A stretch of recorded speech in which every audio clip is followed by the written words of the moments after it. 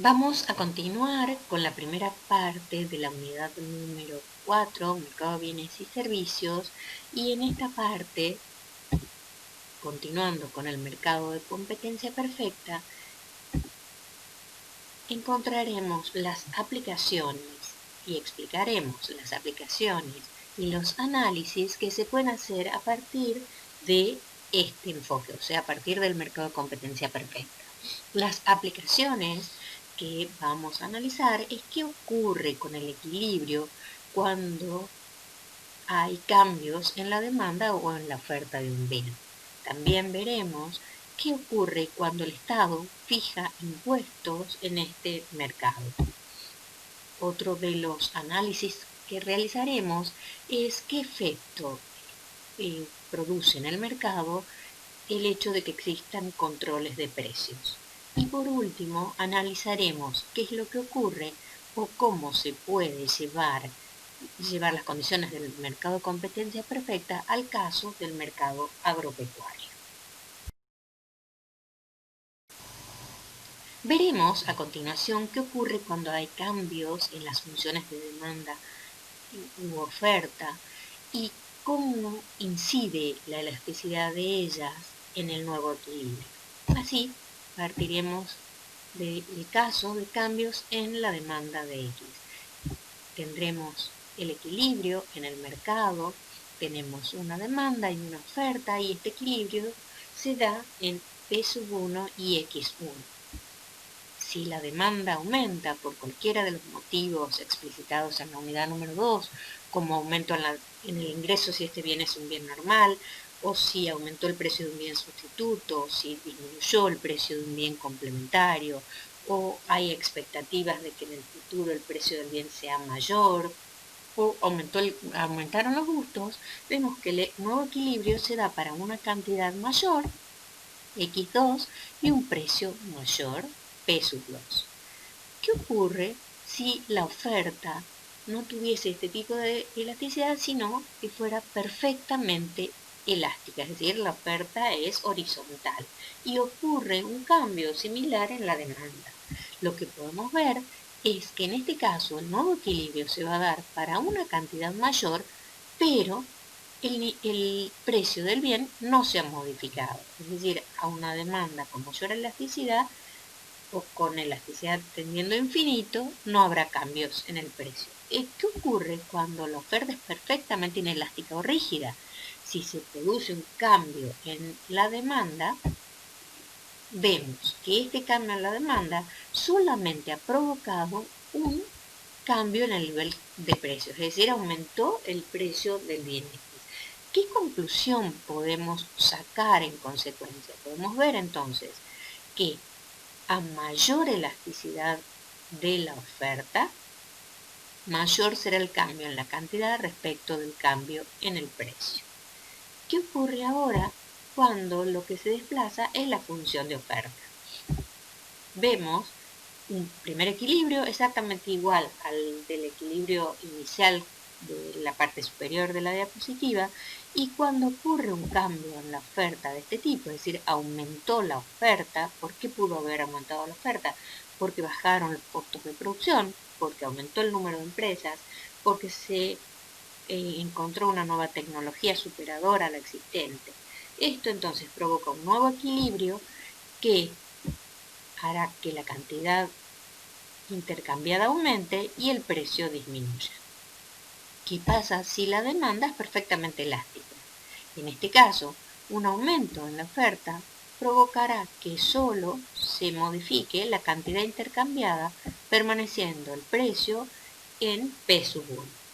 Y cuando la demanda es rígida o perfectamente inelástica, por ejemplo el caso de los remedios cuando estamos enfermos, que sea cual sea el precio debemos adquirirlo, si aumenta la oferta, el precio disminuirá, permaneciendo constante la cantidad intercambiada. Es decir, que a mayor elasticidad de la demanda, mayor cambio en la cantidad respecto del cambio en el precio. ¿Qué influencia tiene la fijación de impuestos en la carga que pueden recibir los consumidores y los productores. Para ello partiremos de un equilibrio en el mercado para distintas demandas. La primera demanda que tenemos en este gráfico presenta una elasticidad bastante importante, es decir, la demanda es muy elástica respecto de esta otra que resulta bastante inelástica. Vamos a superponer las funciones de oferta para encontrar el equilibrio. Entonces, en este primer gráfico encontramos en el equilibrio en X1 y P1. Supongamos que se fija un impuesto. Cuando se fijan impuestos a la producción, esto lo que provoca es que de alguna manera se incrementen los costos de producción. Luego lo que ocurrirá es que la oferta disminuya. Al disminuir la oferta, desplazarse hacia la izquierda, el nuevo equilibrio va a estar N' con X2 y P2 como coordenadas de este punto de equilibrio. Supongamos que que el impuesto que se ha fijado es de un peso por cada unidad producida, es decir, que la distancia vertical que hay entre ambas ofertas sea de un peso. ¿Qué es lo que ocurre? Si nosotros miramos la distancia que hay entre P3 y P2, esto va a ser de un peso. ¿Cuánto va a recibir el productor?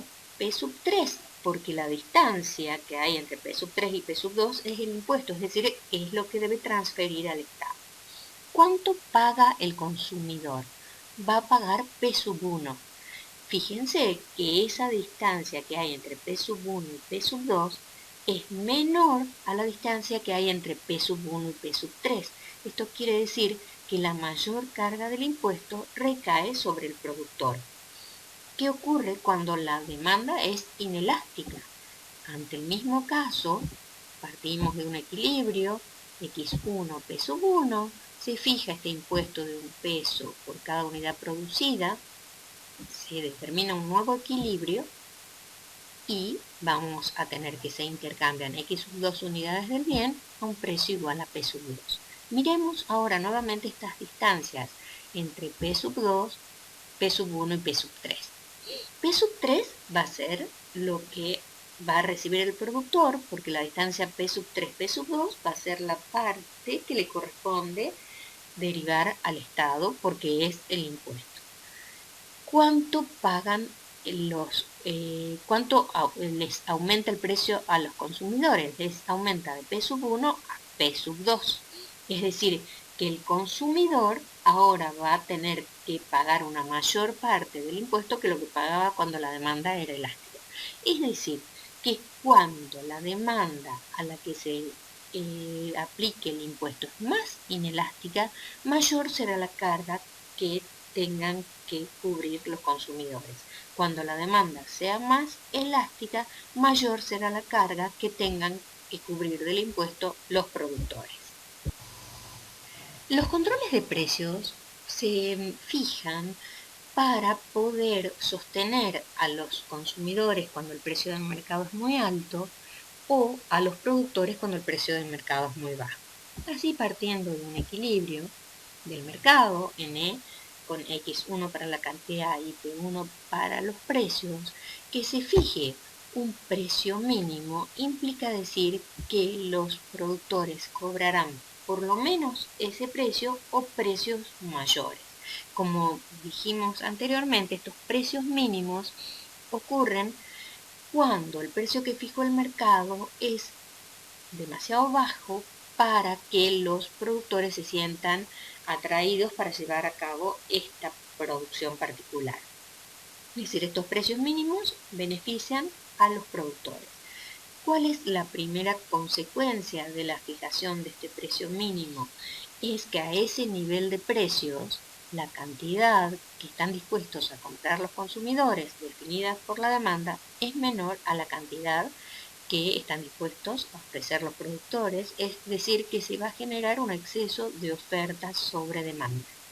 En general ocurre que cuando el Estado, que es quien tiene la potestad, el atributo de poder fijar estos precios, lo hace, garantiza a los empresarios que le comprarán toda la producción. Es decir, que el Estado comprará este excedente o este exceso de oferta sobre demanda.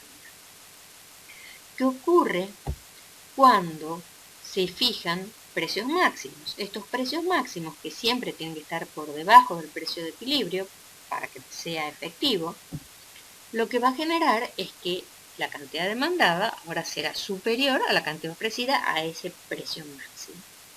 Es decir, que los consumidores a ese precio están dispuestos y en condiciones de adquirir más de lo que los productores están dispuestos a producir y vender a ese precio. ¿Cuál es el riesgo de la fijación de precios máximos? Que se pueda dar la aparición de mercados paralelos, mercados ilegales que comercialicen este bien o servicio a un precio mayor a este precio máximo. Estas políticas suelen ser transitorias y suelen ocurrir para subsanar problemas que a futuro deberían tender a desaparecer.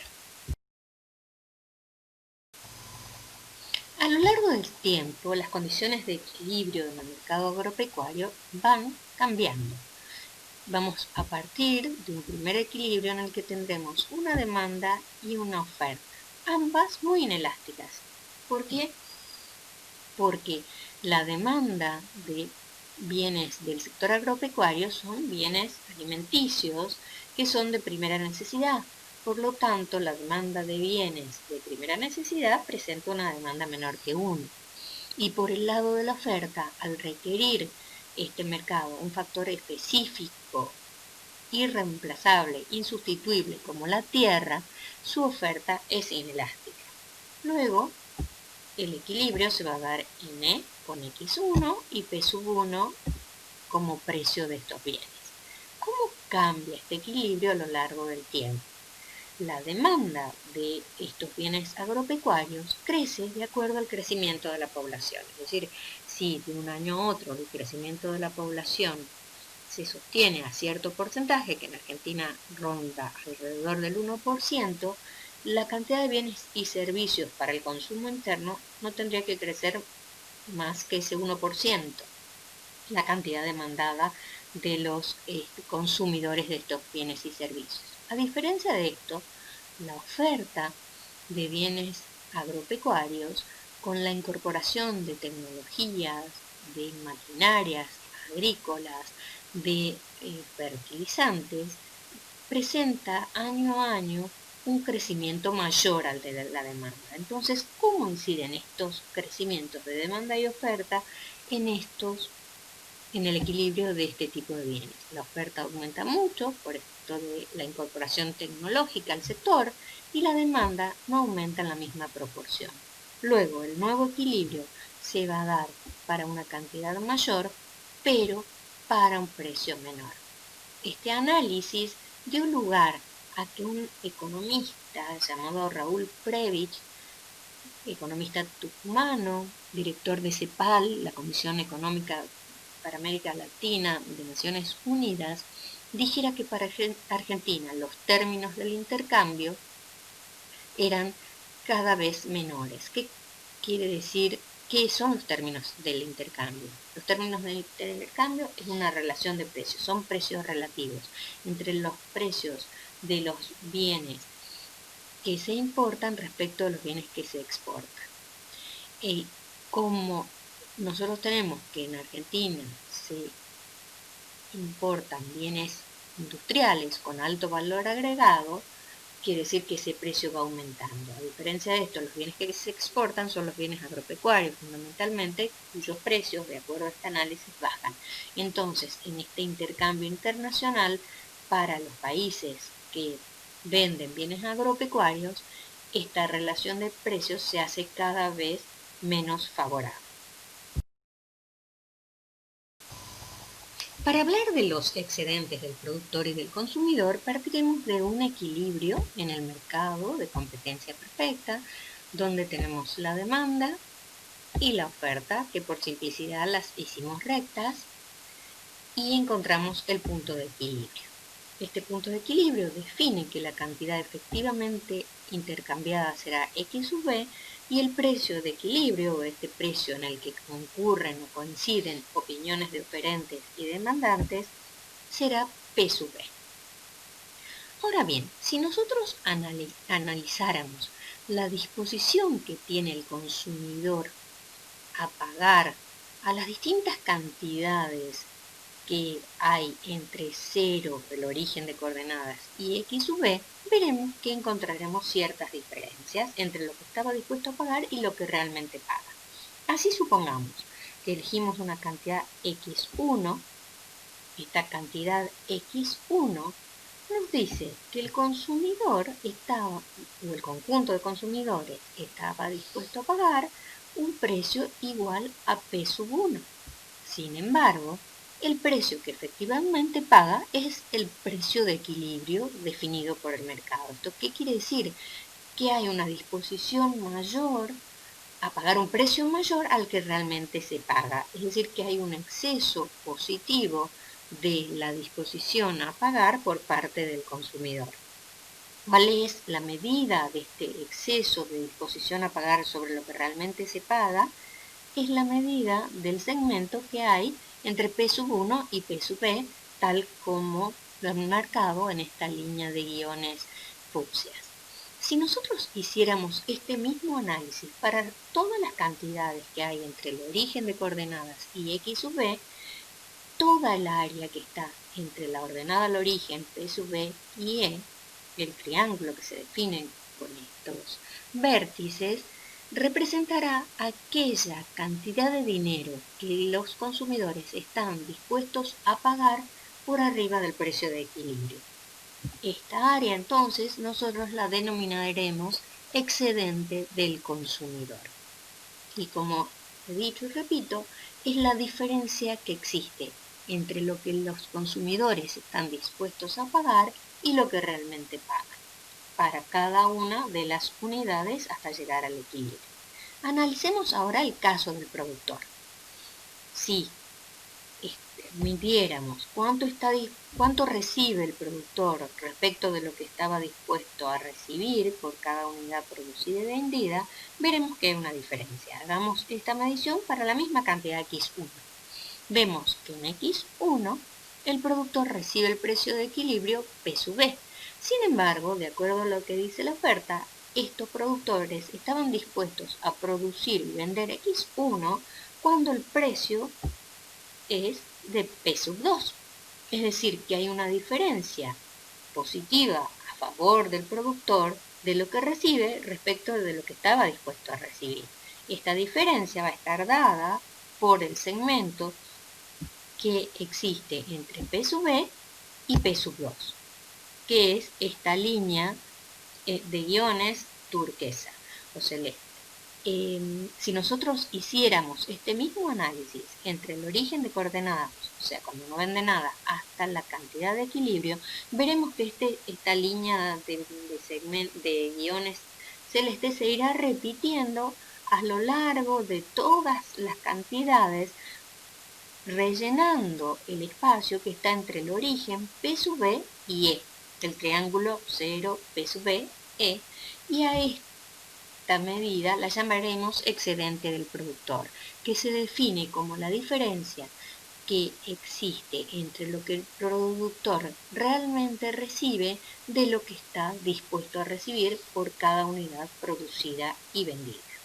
Con esto entonces hemos terminado este apartado de aplicaciones del mercado de